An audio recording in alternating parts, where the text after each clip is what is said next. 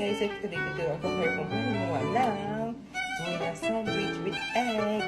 Tayong strainer kasi ilalagay natin dito yung strain natin ang maliit tuna. siya. Ay, maliit. Tuna. Tatanggalin natin yung sabaw. Then, after nyan, next pagpapuka natin ng chopping board. Mag-chop tayo ng sibuyas dito. Sibuyas. Ay, slice natin ang onions ng ganyan kalaki para bite size lang siya. Di ba, Aren?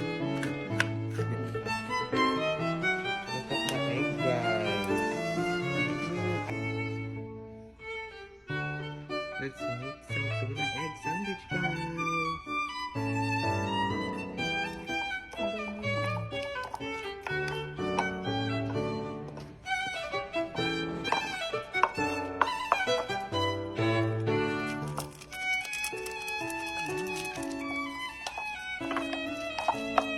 Kulang mo. Destroy.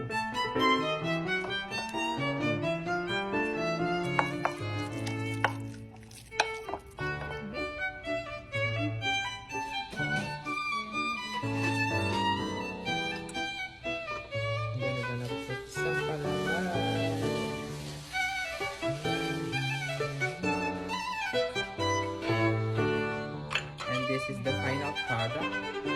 Tuna egg sandwich. Sarap naman. This is the color one. This is the final product. Let's taste it. Cheese. Dapat